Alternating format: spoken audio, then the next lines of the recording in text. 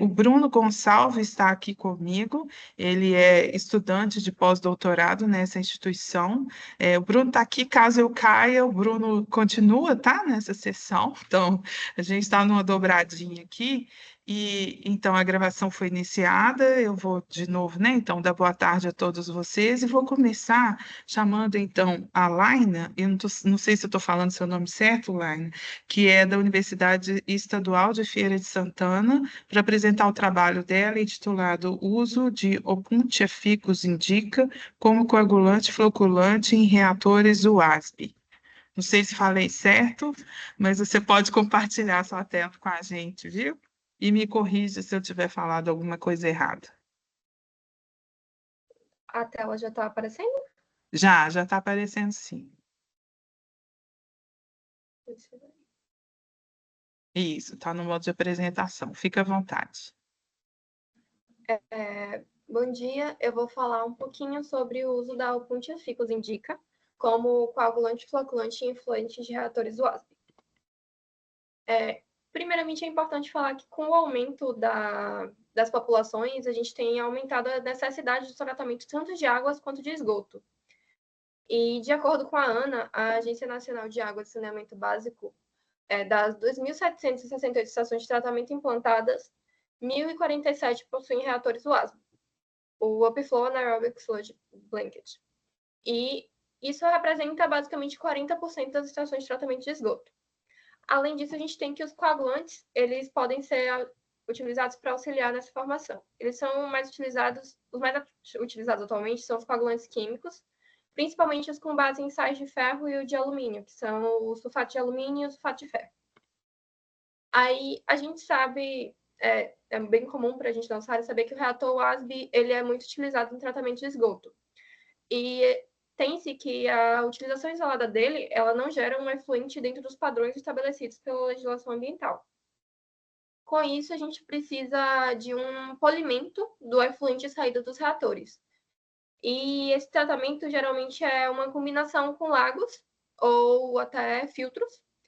E nessa combinação, a gente acaba utilizando grandes áreas nas estações de tratamento. A coagulação, ela entra basicamente para eliminar e reduzir as demandas de polimento desse efluente, pois ela acaba reduzindo a quantidade do material floculado, reduzindo a demanda de polimento.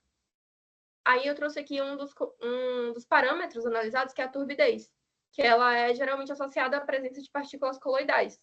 Ou seja, avaliando a turbidez inicial e final da coagulação, a gente pode ver a quantidade de sólidos que foi removido do efluente. Quanto aos coagulantes naturais, a gente tem algumas vantagens, né? Que é principalmente o fato que eles são biodegradáveis e seguros para humanos. Eles acabam gerando menos lodo do que durante a coagulação do que os coagulantes artificiais, tanto de ferro quanto de alumínio. E esse lodo ele é biodegradável, ou seja, ele pode ser reutilizado depois como forma até de nutriente. Eles também são sustentáveis e são encontrados de forma abundante principalmente a ponte, aqui em regiões semiáridas.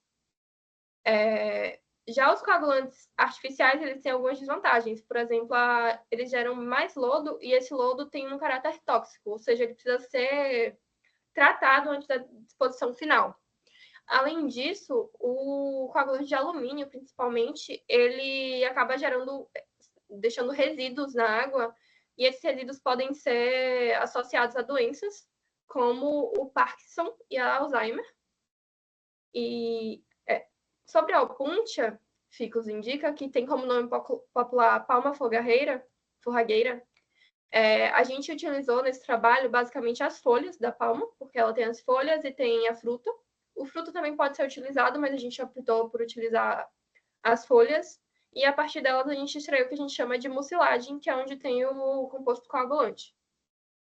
De metodologia, primeiro a gente preparou o coagulante para a realização do ensaio. Nessa preparação, primeiro a gente descascou a folha de palma. O que seria esse descascar? Aqui a gente tem um corte longitudinal da palma, e nesse corte a gente tirou a parte verde e manteve a parte central. E essa parte central a gente acabou cortando em pedaços pequenos para fazer a maceração e posteriormente extrair a mucilagem. Ao extrair a mucilagem desejada, a gente adicionou água até alcançar a concentração desejada para a realização do ensaio. De metodologia, a gente usou o jar test como forma de ensaio, que é basicamente um equipamento composto por 6 jarros, que permite fazer a simulação de coagulação-floculação com diferentes teores de coagulantes. Aqui na imagem, a gente tem o jar test presente lá no laboratório de saneamento da UFES, e a gente utilizou 6 dosagens diferentes. E esse jar test ele pode ter várias velocidades de mistura, e geralmente os vasos eles são quadrados para auxiliar na interação entre partículas e, com isso, auxiliar na floculação e na coagulação. No ensaio que a gente fez, a gente usou 3 etapas. A mistura rápida, que a gente colocou uma rotação de 200 RPM, e essa mistura rápida durou 1 minuto. A gente manteve uma mistura lenta de 50 RPM por 20 minutos, e depois a gente fez uma decantação que chegou até 180 minutos. A gente coletou amostras a partir do começo da decantação a cada 30 minutos, para analisar os resultados de turbidez, né, na água do reator WASB, que a gente coletou na Embasa, aqui em Feira de Santana, a amostra. Aí aqui a gente tem as concentrações que a gente utilizou. A gente acabou variando de 1 a 6 gramas por litro, gramas de mucilagem por litro de efluente. E a gente coletou a turbidez inicial do efluente do WASB, que foi em torno de 188 NTU, unidade nefilométrica de turbidez. E a gente acabou coletando os dados de turbidez a cada aproximadamente 30 minutos. A primeira coleta foi aos 40 e, posteriormente, 60 e depois a cada 30 minutos. A gente pode observar, primeiro, que a redução começou mais rápida com dosagens menores, porém ela acabou se estabilizando aos 150 minutos, quando não houve mais variação de turbidez. E a gente teve uma melhor eficácia, né, nas amostras 3 e 4, que a gente chegou até 100 NTU, a 180 minutos. A gente pode ver também que, inicialmente, a turbidez não reduziu muito no 6, porém, a redução foi aumentando gradativamente. Eu fiz também um gráfico mostrando melhor essa redução em forma de percentual de redução. O máximo que a gente alcançou foi 46% de redução. Essa redução pode variar com base em alguns outros parâmetros, como o preparo do coagulante e o pH, assim como as velocidades de mistura. Tem vários estudos quanto à dosagem ideal. No nosso caso, a dosagem que a gente encontrou como melhor foi a de 3,17 gramas por litro, que foi a amostra 3, que, como a gente pode ver aqui pelo gráfico, esse verdinho, ele acaba sendo a mais uniforme, a que teve uma redução mais uniforme. Porque a amostra 4, apesar de chegar no mesmo resultado, ela teve uma variação muito grande entre a variação de tempo. Uma coisa que foi importante, que a gente observou como conclusão, foi que a ponte em si, ela acabou gerando flocos muito pequenos, que eu acho que fica até difícil de ver nessa imagem, mas dá para ver os pequenos flocos. E esses flocos, eles, por serem tão pequenos, acabam causando esse grande tempo de decantação, que geralmente o tempo de decantação no uso de um jar teste, ele é utilizado até 90 minutos, mas ao realizar o ensaio, a gente percebeu que, devido ao tamanho dos flocos gerados, a gente precisou aumentar esse tempo de decantação. A gente observou também que a Alpunt ela auxiliou na redução de turbidez, sim, e a sua eficácia, geralmente, ela é baseada em parâmetros como pH e temperatura. Então, provavelmente, a faixa de pH do reator WASB, ela deve ser alterada antes do início do ensaio para ter resultados melhores, mas a dosagem de 3,17 gramas já alcançou cerca de 46% de redução, que é uma redução alta, não comparada ao sulfato de alumínio devido a esses parâmetros, mas é algo que pode ser estudado e analisado de forma mais específica. E foi isso, basicamente. Aqui são as referências que eu utilizei durante esse trabalho. Vocês têm alguma dúvida? Alguma pergunta? Obrigada, Laina, pela apresentação, parabéns, viu, pelo trabalho. Estamos aguardando aí perguntas. Alguém quer fazer pergunta para a Laina?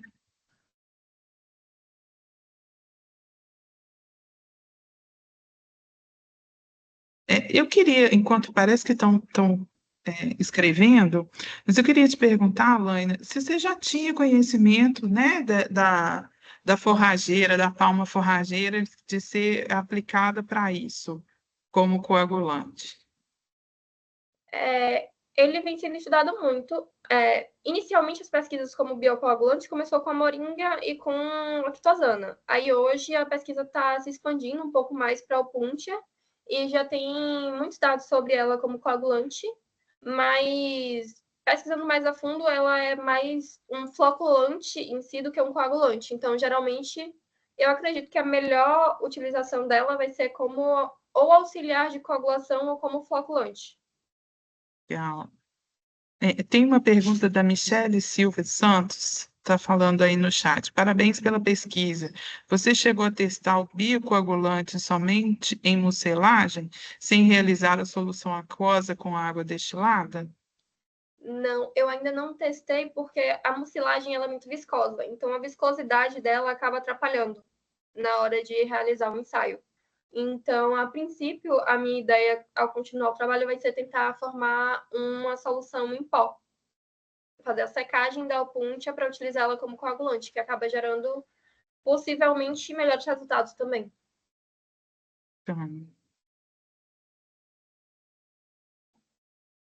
acho que a Michele está escrevendo aí uma resposta. Guardando. Sim, enquanto isso, alguém quiser perguntar alguma coisa, a gente está com um tempinho aí.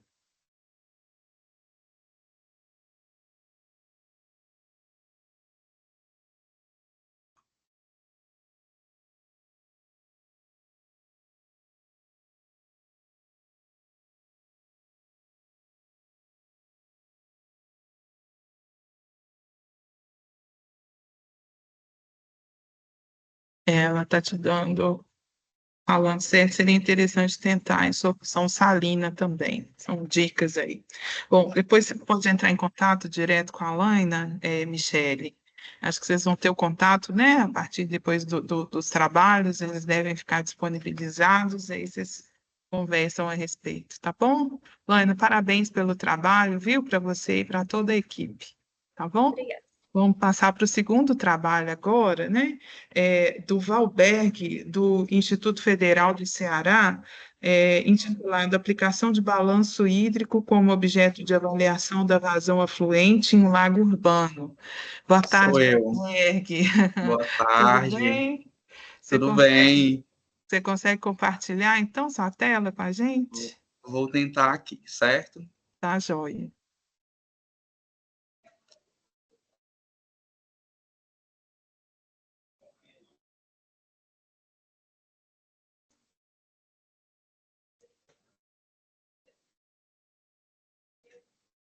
Todos conseguem ver minha tela ou não?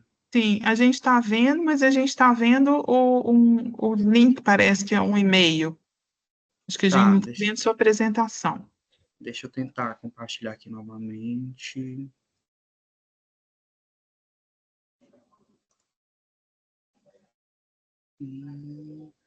Foi? Sim, veio sim. Bom, então tá. A hora que você quiser começar, fica à vontade, tá bom, Valber? Ok, obrigado. Boa tarde, pessoal. Me chamo Valberg. Gostaria de fazer ênfase à minha professora orientadora que está também nessa sala, a professora doutora Daiane, né? Gostaria de agradecer toda a parceria. Muito obrigado por sempre se fazer presente. E o nosso trabalho, ele é intitulado Aplicação do Balanço Hídrico como objeto de avaliação da vazão afluente em um lago urbano. Esse trabalho foi feito em parceria com o professor Dinasti também, e nós somos o Instituto Federal de Educação, Ciência e Tecnologia do Ceará, no campus de Morada Nova. Esse trabalho, ele consistiu basicamente em avaliar o correto monitoramento de lagos semiáridos urbanos, né? Visto que Morada Nova é uma cidade localizada no semiárido do Nordeste, e esse lago urbano chamado Lagoa da Salina, ele sofre com alguns tipos de descargas de efluentes líquidos no entorno da sua bacia e que contribuem antropicamente para que esse lago tenha suas águas comprometidas, certo? Então, alguns questionamentos dessa pesquisa foram levantados, como, por exemplo, as vazões são somente por eventos pluviométricos? Ou também há descargas de efluentes líquidos? Ou há uma combinação dos dois? Foi a partir daí que a gente começou a pesquisar e avaliar esse tipo de comprometimento das águas da Lagoa da Salina. Será apresentado nesse trabalho introdução a metodologia utilizada, bem como os resultados que a gente obteve e as conclusões. O objetivo desse trabalho consiste em realizar uma avaliação das cargas de esgotos presentes na lagoa, né, a partir do balanço hídrico, que é um balanço de massa, em que a gente avaliou todos os dados de entrada e de saída, através da precipitação, infiltração, enfim, e através do excedente, retirando todos esses dados de entrada, como precipitação, por exemplo, e os de saída, que seria infiltração e evaporação direta, teríamos ali Berg, uma... Oi. a gente não está vendo você passar o slide. Para mim, não está a tela cheia. Não tá? Não. Deixa eu tentar Você está colocar conseguindo passar aqui. os slides? Eu estou Tô vendo. sim, tá passando. É, mas para mim não está a tela cheia. Será que você consegue colocar na tela cheia? Coloco. Só um minuto. Desculpa te interromper, tá? Sem nenhum problema. Mas é que a gente. Ampliar. Deixa E eu não sou ver. só eu, não. Tem mais gente no chat falando a mesma coisa. Então, acho que não é problema do meu Tá. computador aqui, não. Todos conseguem ver? Estou aqui no objetivo já. Sim, eu estou vendo. Não está na tela cheia, né? Está na tela cheia para você? Aqui para mim está na tela cheia. Tá? Tela. Mostrar. Então, talvez seja um problema meu aqui. Todos reportam o mesmo problema, pessoal? Todos conseguem ver em tela cheia? Aqui não tá em tela cheia Não, também, não. não tá para mim também, não. não. Aqui também Provavelmente não. você apresentou só a tela do... Deixa eu tentar refazer. Vou retirar aqui o compartilhamento Tá, e vou tentar compartilhar novamente, certo? tá, Tela combinado. cheia. Agora sim, eu acho que eu consigo ver tela cheia aqui. Está indo? Tudo certo? Não, ainda não. Agora sim, sim. Deu certo. Pronto. Então tá. Se você quiser começar, Se você puder clicar naquele ocultar ali embaixo, que às vezes ele tampa alguma coisa no slide. Não sei se vocês estão vendo isso também. Tô vendo. isso. Ocultar. Isso, Aí, perfeito. Eu parei aqui. Tudo isso, certo? então tá, certo. Pode continuar então. Pronto. Desculpa aí, certo? Vou tentar continuar aqui. Então, o objetivo do nosso trabalho consiste em realizar a avaliação dessas cargas de esgotos presentes no lago, através do balanço hídrico, que seria um balanço de massa, em que a gente avaliou todas as entradas e saídas, entradas a partir da precipitação, vazão afluente, as saídas através da infiltração e a evaporação direta. E a partir dali a gente conseguiu quantificar o quanto de esgoto que são jogados, ou efluentes líquidos que são jogados dentro do lago. Além de tentar entender os fenômenos hidrológicos que ocorrem nela, bem como a influência dessas atividades antrópicas no comprometimento das águas do lago. Quanto à metodologia, essa é a área de estudo, aí são as curvas de nível do lago. Essa área é uma área bem densa, né, bem urbanizada no entorno do lago. E essa aqui é a localização geográfica, em que fica o município de Morada Nova. É um município na região do Médio Jaguaribe. Esse lago ele está situado na Bacia do Jaguaribe, subbacia do Banabuiú. É uma das bacias muito importantes aqui no estado do Ceará. E fica na região semiárida, né? Aqui no Nordeste.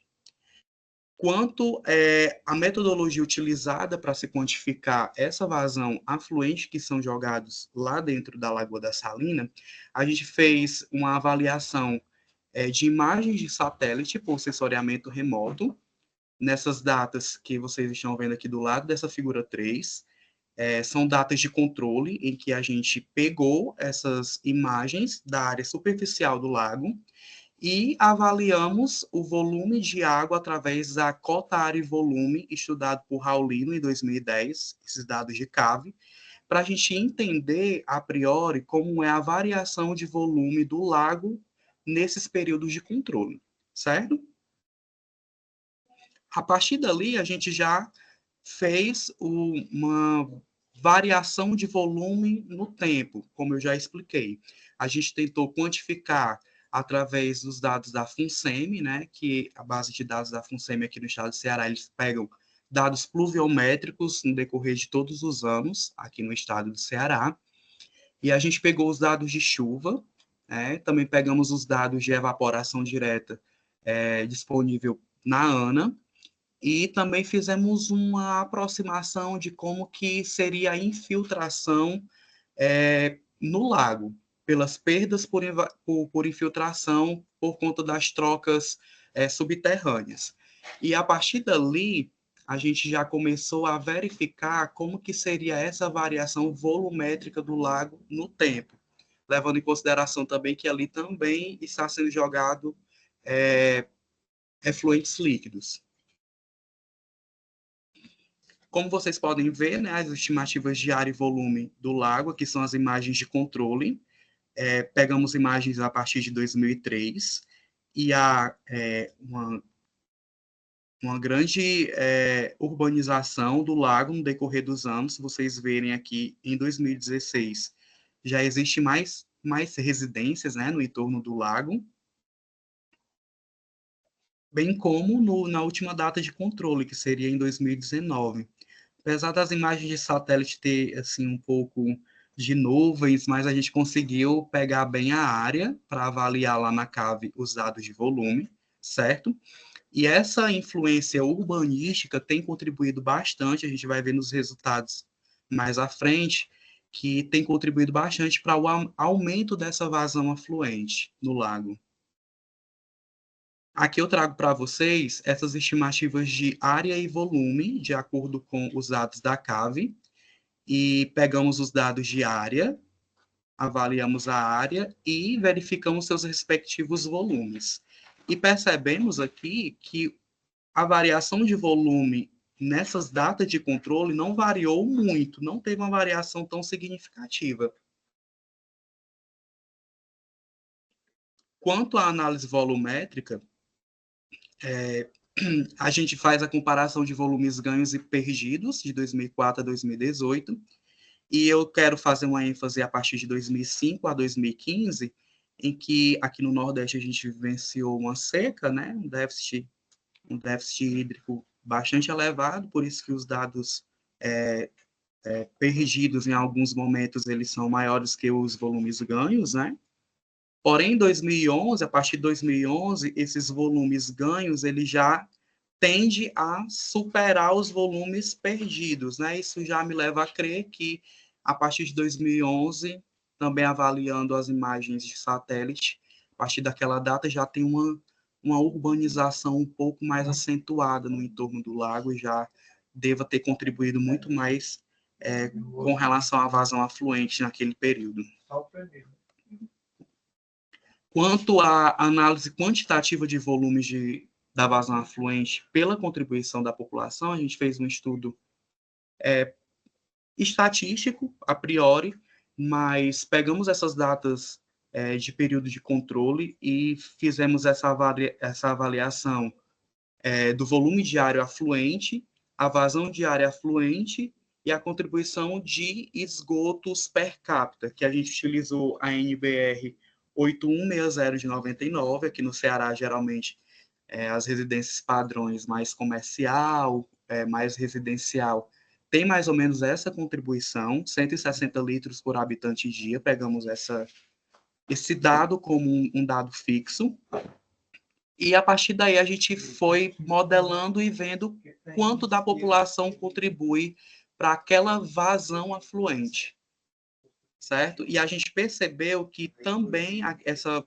população, ela contribui mais ou menos 12.207 habitantes para que mantenha esse volume do lago sempre em volume constante. Trouxemos também alguns resultados estatísticos, de acordo com alguns estudos do censo, ainda um pouco desatualizados, já que esse estudo foi feito antes do censo, né, de 2022, enfim, pegamos dados de 2010. Porém, o município de Morada Nova possui 61.548 habitantes. Somente a sede urbana do município possui 32.759 habitantes. A contribuição média, como a gente viu naquele modelo anterior, da tabela anterior, é de 12.207 habitantes, em média, contribuem. E a não cobertura do atendimento do esgoto lá na sede urbana de Morada Nova é de 97,85%. Ou seja, a maioria da cidade não tem coleta de esgoto, tampouco tratamento de esgoto, fazendo com que a contribuição de esgoto no lago seja de em torno de 36,46% desse total aqui de 12.207 habitantes, a contribuição média de esgotos para o lago. Então, a gente conclui esse trabalho que as modificações significativas do espaço urbano no entorno do lago têm contribuído bastante para a contribuição da vazão afluente no lago. Há um aumento populacional significativo ao longo dos anos. Parte da cidade contribui antropicamente para o comprometimento da qualidade trófica do lago, ou seja, 36,46%. A variação volumétrica é bastante sensível aos fenômenos de precipitação e vazão afluente, mas que a gente percebeu também que essa variação de volume também não foi tão discrepante, o que leva a crer, mesmo em períodos de seca, que o que mantém esse lago sempre com volume constante é a contribuição per capita de esgoto. Há também incertezas nos dados batimétricos, né, já que esses dados são de 2010, mas necessitaria sim de uma nova batimetria. E há algumas restrições no modelo, quanto à resolução espacial e temporal das imagens, né? Porém, conseguimos encontrar as respectivas áreas, por conta das presenças das macrófitas flutuantes ali, visualmente a gente já constata que o lago é eutrofizado. O coeficiente de infiltração poderia ser um pouco mais preciso, a gente utilizou dados da literatura, né, para o solo da região já estudados.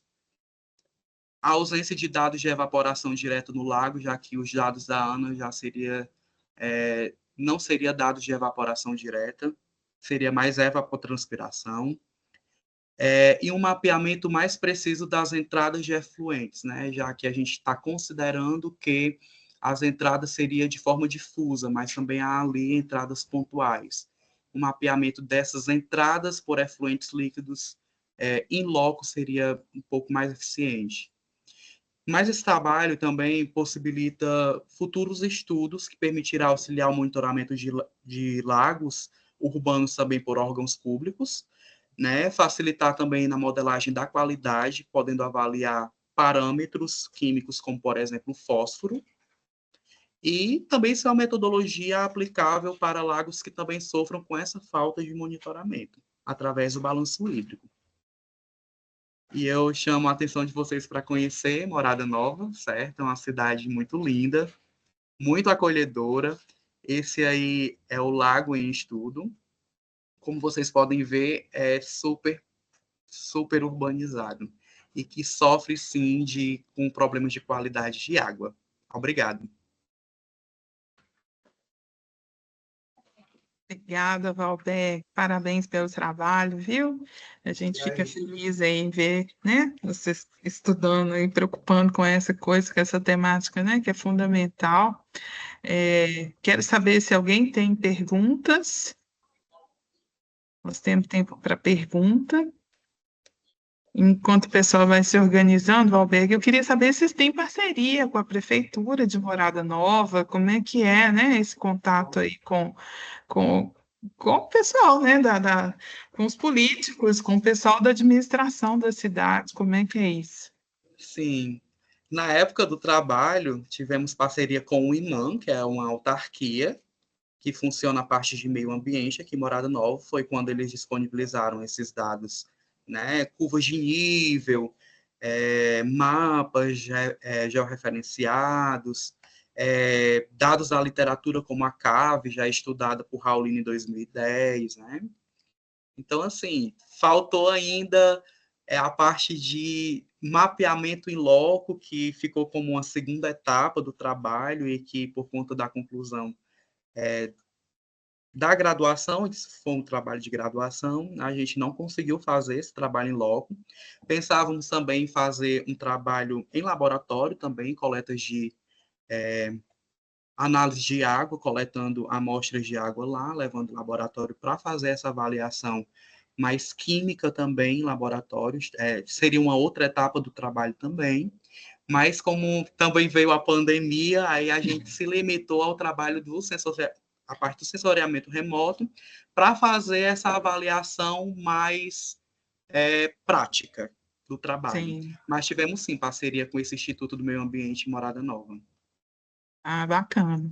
De repente apresentar esses dados, né, e tentar continuar aí com essa parceria com o município, né, para tentar avançar nessa questão, né, essa temática tão importante, Sim, sim. né? Então tá. Ó, o pessoal tem seu contato, né, a partir do trabalho para ficar disponibilizado, então. Então, eu deixo aí para outras perguntas aí para o pessoal entrar em contato direto com você, tá bom? Obrigado. Obrigada. Parabéns pelo trabalho aí, você e sua orientadora, Daiane, tá? A gente continua, então, eu tenho aqui o terceiro trabalho, ele é intitulado Avaliação do Tratamento de Lodo de Reator UASB em Leitos Plantados. A autora já chegou?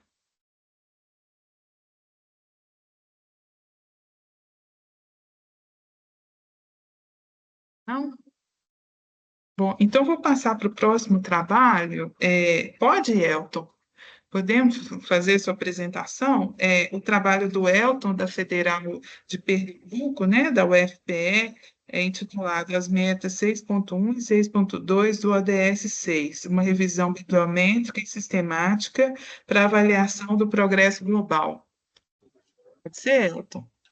Pode ser, professor. Então tá jóia. Você consegue compartilhar aí sua apresentação? Tá certo, vou compartilhar agora.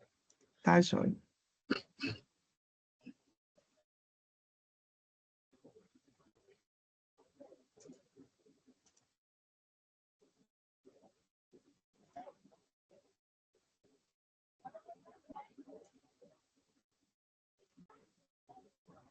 Sim, já estamos vendo sua tela. Joia. Então, a hora que você quiser começar, Elton, fica à vontade, tá bom? Tá, ok. Vocês me escutam bem? Sim, a gente te escuta bem. Sim. Boa tarde a todos. Meu nome é Elton Gouveia. Eu sou aluno da UFPE, do programa Prof. Água, né? Que é um apoio da ANA com as universidades do Brasil.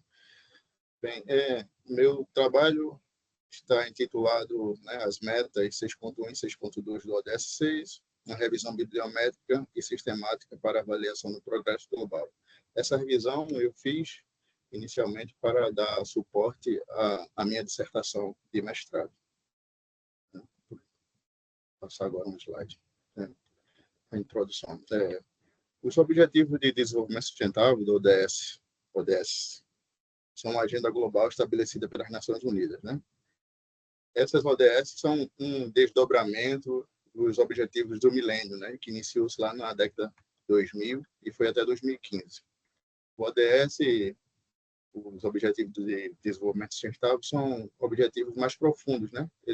A ONU estabeleceu 17 objetivos que se desdobram em mais de 100 metas, né, a serem cumpridas pelos países, né, signatários desse acordo. Como eu disse, né, são 17 ODS, cada uma focada em um problema que está no mundo: fome, educação, cidades sustentáveis, meio ambiente,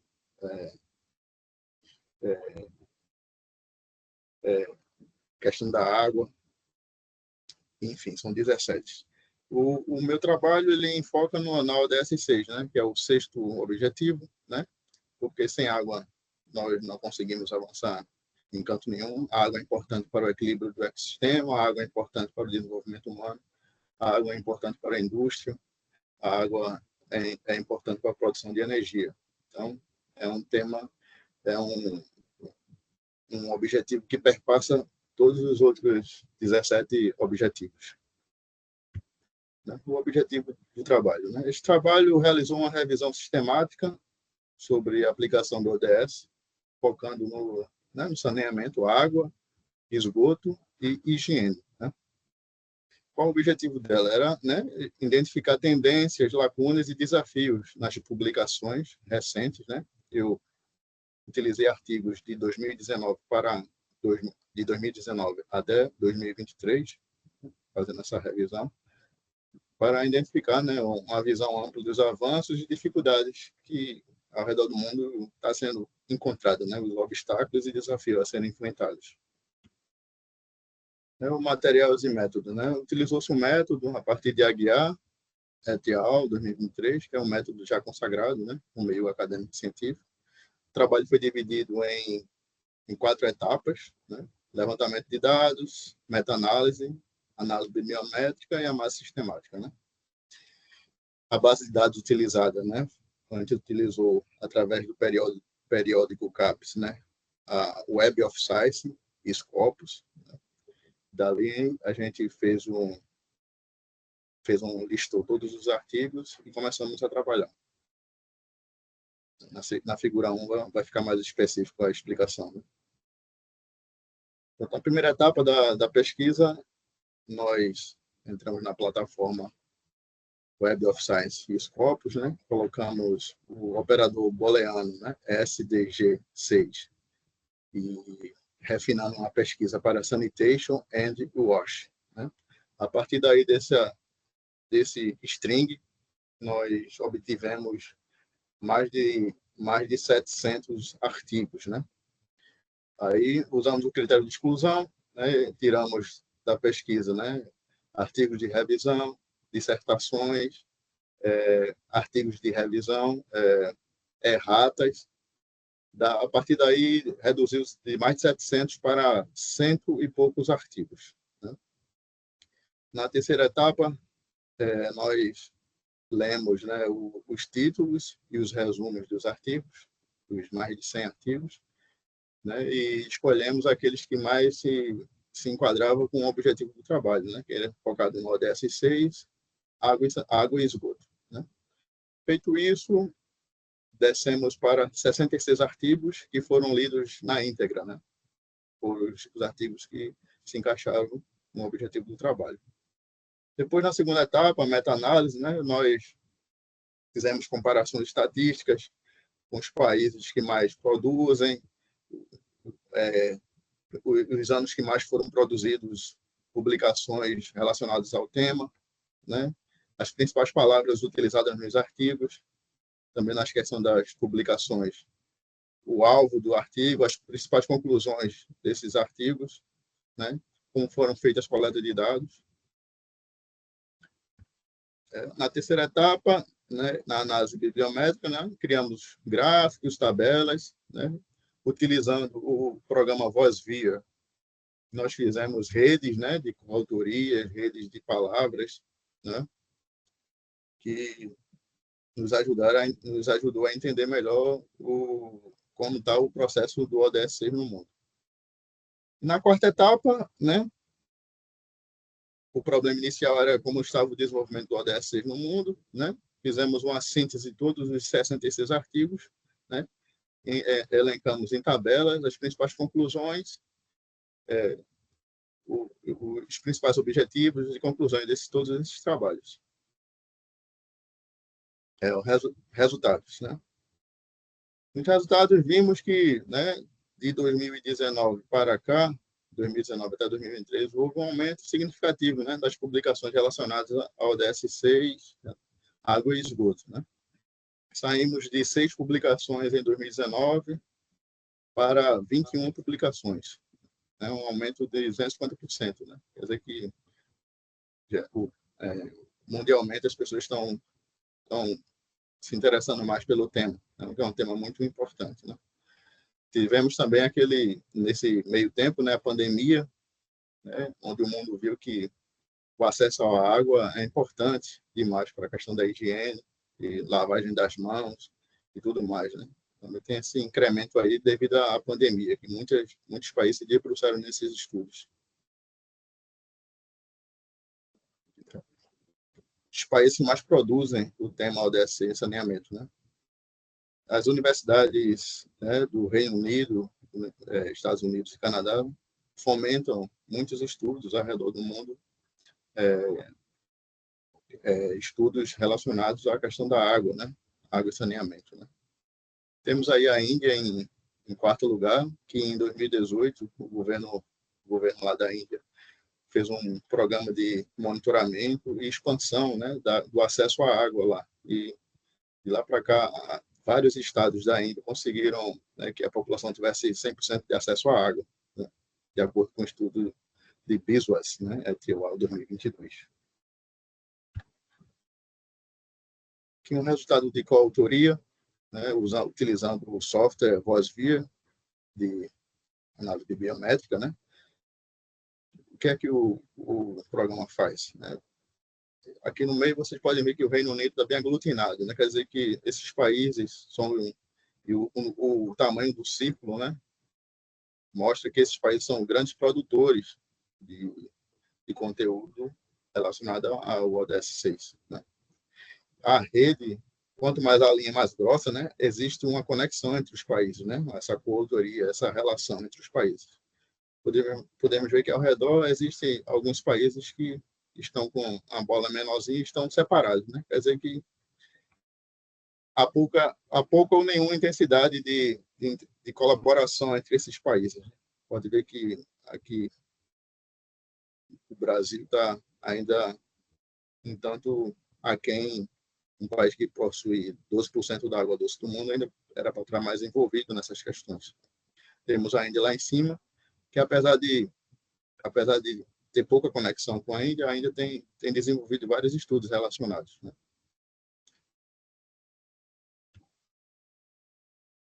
Aqui utilizamos o VozVia para análise de concorrência de palavras, né?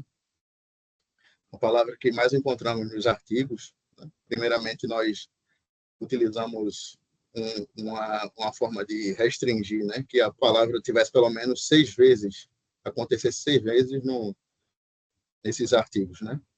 A ocorrência dela fosse no mínimo 6 vezes, né? Aí daí 766 palavras, para ficar uma coisa melhor de entendível, fizemos essa restrição e achamos 26 palavras, né? A que mais apareceu foi a sanitation, né? Apareceu no cluster, né? No cluster vermelho, com 45 ocorrências, né? 12% de todas as palavras. Essa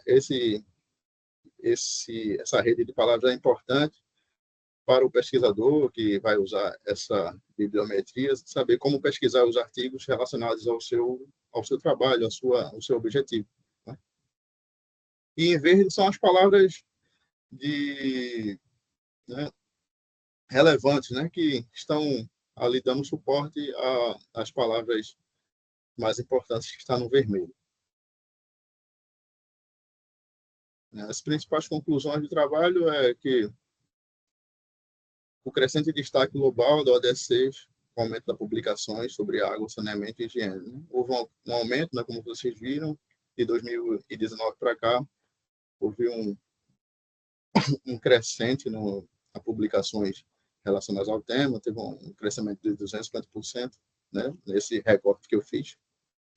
Apesar de avanços, de modo geral, né, estamos avançando, de modo geral, no acesso à água e esgoto no mundo, especialmente, né, a Índia, aí, como um país emergente, tem se esforçado muito para que a população tem acesso, pelo menos, à água.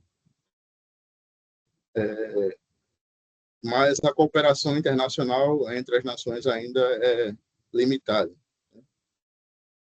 O Reino Unido, Estados Unidos e Canadá, né, despontam na frente nas produções científicas em relação ao DS6, e as regiões de baixa renda, especialmente a África subsaariana e o Sudeste Asiático, enfrentam desafios no acesso à água potável, saneamento e higiene.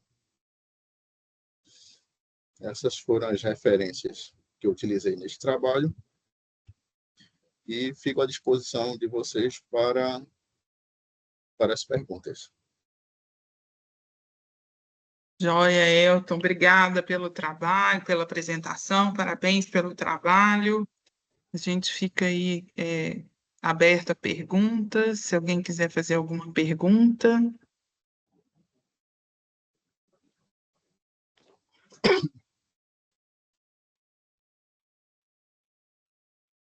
Eu queria te pedir, Elton, para fazer um comentário, né? Na hora que você coloca lá aquele voz viewer dos países, né? Tem um central ali que é Reino Unido com Austrália. Então, a Austrália não apareceu muito, né? Num daqueles três que você fala, Reino Unido, Estados Unidos e Canadá, né? Mas está parecendo que ela tem muita interação com esses países, né? Foi isso mesmo que você percebeu, assim, porque ele não apareceu, né, como destaque, mas, assim, naquele cluster lá de falar quem é que trabalha junto, a Austrália tá bonita na foto, né, digamos assim. Quer que eu compartilhe a foto? Não, acho que só você comentar mesmo a sua percepção. A Austrália, no início lá das principais publicações, ela está, se eu não me engano, em quinto lugar, né? Em publicações. Por isso ela está lá naquele gráfico em pizza que eu fiz, ela está em quinto lugar. Aí por isso ela também está lá entre as maiores publicadas. Né? E tem ela tem uma relação também, esse país, com o Reino Unido, né? Muito grande. Né? Eles interagem bem. Pois é, eu diria que sim, né? A gente, quando vai conversar aqui muito com minerador, tô na terra da mineração, né? Não podemos esquecer aqui que eu estou em Minas Gerais, então mineração é muito forte aqui, e as empresas têm parceria, às vezes, né, com a Austrália de uma maneira muito mais fácil, às vezes, do que com a gente ainda. Então, eu acho que a Austrália tem um papel aí bem importante aí nessa área, sabe? Especialmente água, né, nesse tratamento. Acho que a gente não pode desprezar, muito provavelmente em interação forte aí, como você falou, né, com o Reino Unido, muito provavelmente por conta disso. Bacana.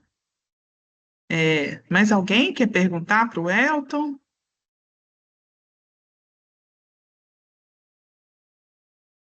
Não? Então tá, Elton, a gente agradece, né? O pessoal tem seu contato aí, depois, né, vai ter pelo trabalho que vai ficar lá, então a gente agradece e parabeniza mais uma vez pelo trabalho, tá bom? Obrigado. Obrigada. Bom, vamos dar sequência, então, né? O próximo trabalho, ele é intitulado Avaliação das Condições Operacionais do Tratamento de Lixo Enviado de Aterro Sanitário por Membranas Regeneradas. O autor está aí? Sim, estou aqui, me escuta? Juliana, você é a autora desse trabalho, né? Escuto bem, sim. Você consegue já compartilhar sua tela? Vou compartilhar. Tá, Só um instante. ok. Essa tela mesmo. A gente já está vendo, só não está no modo apresentação ainda, né?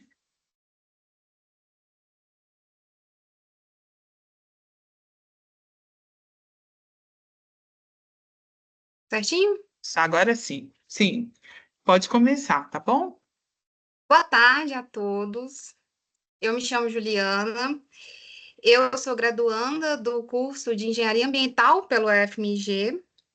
Vou apresentar para vocês o trabalho intitulado Avaliação de Condições Operacionais do Tratamento de Lixo Enviado de Aterro Sanitário por Membranas Regeneradas, que teve a colaboração minha, da doutoranda Mariana Mendes Miranda, e dos professores Miriam Amaral, Wagner e Eduardo Coutinho, aqui da Universidade Federal, e o professor Wagner, do Cefet.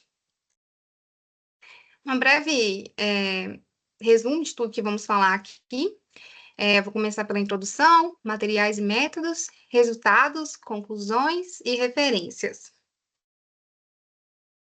Os aterros sanitários, eles são amplamente utilizados aqui no Brasil, né, o principal meio de descarte de resíduos sólidos urbanos, por ser barato e rápido, mas dessa forma ele produz o lixiviado, que é aquele popularmente chamado chorume, que continua a ser um problema ambiental.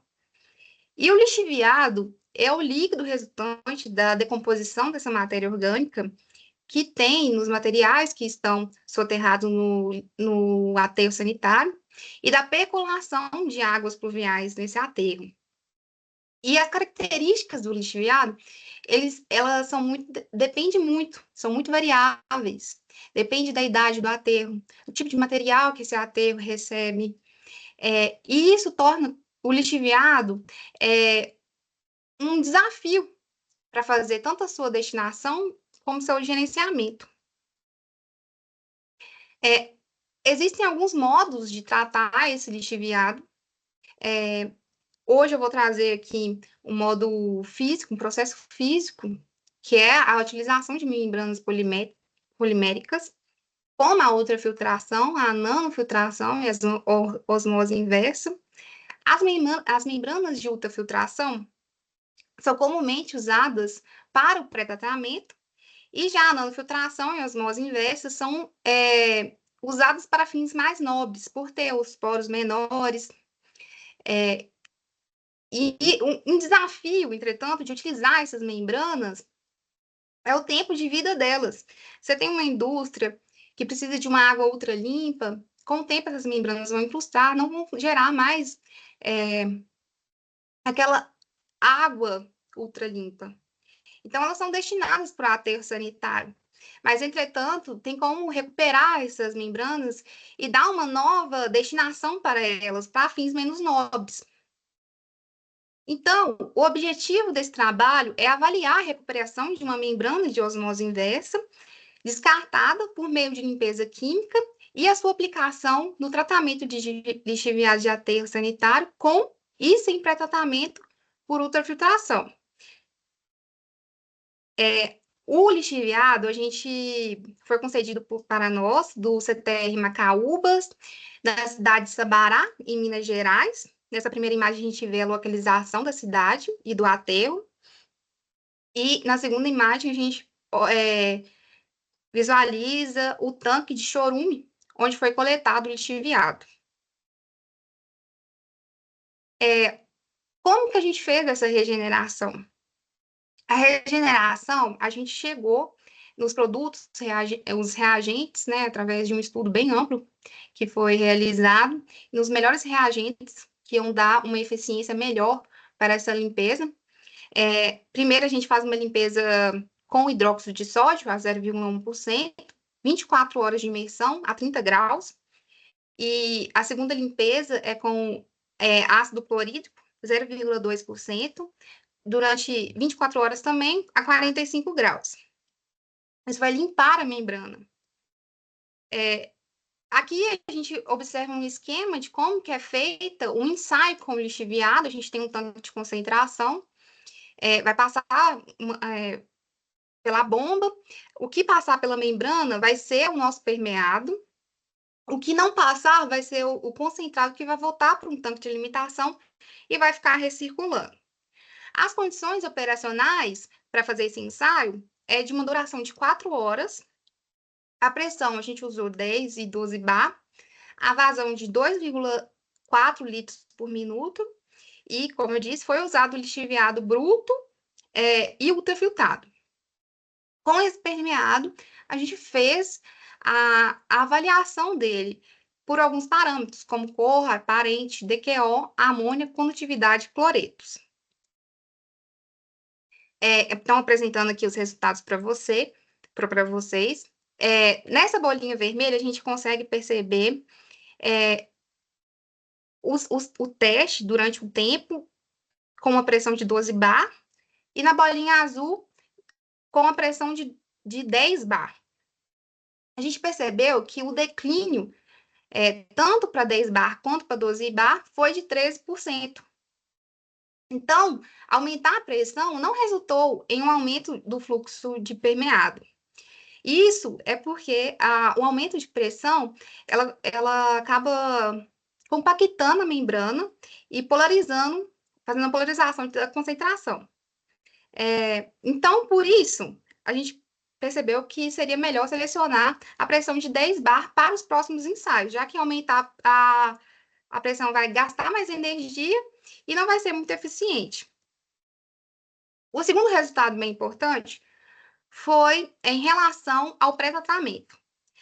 As bolinhas azuis são com pré-tratamento, as bolinhas vermelhas são sem pré-tratamento. Com pré-tratamento, tem um decaimento de 8,1% no fluxo de permeado e 12,7% sem tratamento, decaimento do fluxo permeado. Isso, a gente pode concluir que o pré-tratamento, ele contribui para diminuir esse decaimento do fluxo permeado. Nessa tabela, a gente consegue visualizar as características físicas e químicas desse permeado após passar pela membrana, esses desviados com pré-tratamento, a 10, a 12 e a 10 bar com pré-tratamento. Então, a gente percebe que o pH fica um pouco mais básico, aumenta o pH, a cola tem uma taxa de remoção aí de 99% até 99%, o DQO, uma taxa de remoção de 96,1%, de amônia de 79,1%, de até 79%, de condutividade elétrica de até 67,4%, e de cloreto de até 59,6%. São ótimas taxas de remoção. Então, o que a gente pode concluir? Que uma coisa que a gente pode concluir é que fazer o aumento de 10 para 12 não tem efeitos muito relevantes. E ainda aumenta o consumo de energia para manter essa pressão um pouco mais alta. Além a ultrafiltração, o pré-tratamento, né, que eu quis dizer, o pré-tratamento, isso é muito importante para gerar um permeado de melhor qualidade, além de mitigar os efeitos negativos de infiltração. Como a gente pode ver, ele teve um menor decaimento. E essa água que gerou foi uma água de reuso. Essas são as referências. Obrigada pela atenção. Alguém tem alguma dúvida? Obrigada, Juliana. Parabéns pelo trabalho. A gente fica aguardando as dúvidas aí. Se alguém tiver alguma questão para a Juliana, ela fica aqui para responder.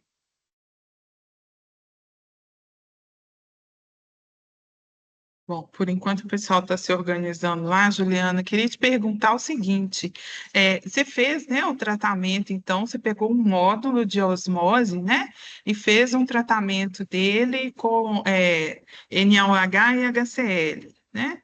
E aí depois, então, você usou esse módulo que você regenerou para tratar esse lixiviado do aterro, com e sem, né, o pré-tratamento. Eu queria saber se você percebeu mudança nessa membrana. Você considera que o processo, né, foi de osmose inversa, depois que você regenerou a membrana, você continua tendo uma membrana de osmose, ou essa membrana passou a ser uma membrana de nanofiltração, ou algum outro tipo de membrana? Ótima pergunta. A gente tem 2 processos. O Eduardo Coutinho, ele chegou no processo de recuperação de membranas, que é diferente dessa regeneração. A regeneração que a gente usa, ela não tira a camada de poliamida. Então, sim, a gente perde a eficiência dessa membrana. Ela já não é mais de osmose inversa. Ela já não tem aquele poder de fazer dessalinização e tudo. Mas, entretanto, a gente não tira a camada de poliamida dela. Então, ela é mais ou menos classificada como uma membrana de nanofiltração, não mais de osmose inversa. Eu respondi bem? Respondeu sim. Pois é. E aí, quando você tem esses resultados, né, que você mostrou remoções extremamente elevadas, né, que você tem lá 90% de remoção, né, eu vou tentar lembrar aqui, mas você tinha remoção de turbidez, se não me engano, não foi? Você tinha remoção de DQO, a amônia, eu acho que não foi, eu não tenho lembrança, mas você não conseguiu tanto assim, e aí a condutividade também não foi tanto assim. Então, está de acordo, né? Então, quer dizer que você tem uma membrana que remove muito material aí que está afetando cor, que está afetando turbidez, mas você ainda tem os íons passando, não é isso? Sim. Ah, E é por bacana. isso que é muito difícil. A gente está falando de de um efluente com uma carga de matéria orgânica muito elevada, com contaminantes muito pesados. Eu acho que você até chegou a falar isso, mas como que fica essa membrana depois de passar o lixiviado? Eu acho que foi isso que você falou. Como o lixiviado é um efluente muito pesado, com o tempo essa membrana também vai perder a sua eficiência. Assim como ela perdeu, como era de osmose inversa. Talvez ela precise de passar por um outro tipo de tratamento para fazer a sua limpeza. O permeado final que gerou dessa membrana, ele não é potável. E é muito importante a gente salientar que o lixiviado, por ser um efluente com essa carga tão alta de matéria orgânica, ele precisa de uma atenção muito grande para se transformar em uma água potável. Tem tecnologia para isso, mas o controle operacional que você tem que ter para chegar numa água potável de um lixiviado tem que ser muito grande, porque a gente está lidando com a segurança de pessoas. Eu acho que é isso. Respondi bem? Respondeu sim. Respondi? Não, e aí o custo que está associado também, né? Então, não necessariamente, depende muito do objetivo, né? Se o objetivo for chegar na água potável, sim, mas não necessariamente você quer já esse objetivo, né? Então, tratar isso, né, já é um começo, e aí, muito provavelmente, muitos outros métodos atuando junto. Não é isso? Kátia, uma coisa bem interessante é que essa água de reuso, muitos aterros no Brasil, eles tratam a água de lixiviado e vendem a água para indústrias para fazer o resfriamento de máquinas. É uma alternativa que você pode dar para essa água. Rentável, você está transformando um problema ambiental em uma água de reuso para uma empresa. É uma alternativa muito sustentável. Sim, bacana. Tá joia, Juliana. Muito obrigada, viu?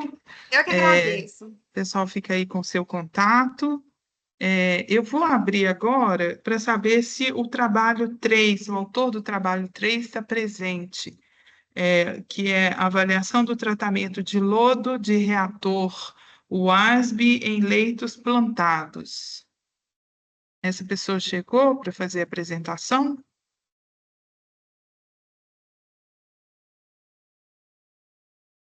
Pelo visto, não, né? Bom, gente, então com isso eu vou encerrar a sessão. Vou agradecer muito aos autores, né? A todos que apresentaram aqui, Laina, Valberg, Elton e Juliana. A gente agradece muito a participação de vocês, né? O brilhantismo do evento, né? Tem muito a ver com a participação, com a submissão de trabalho por vocês. Então, eu agradeço muito e parabenizo todos vocês, tá bom? Muito obrigada. E aí, não percam outras sessões, outras apresentações, tá bom? Ana Paula, quer falar?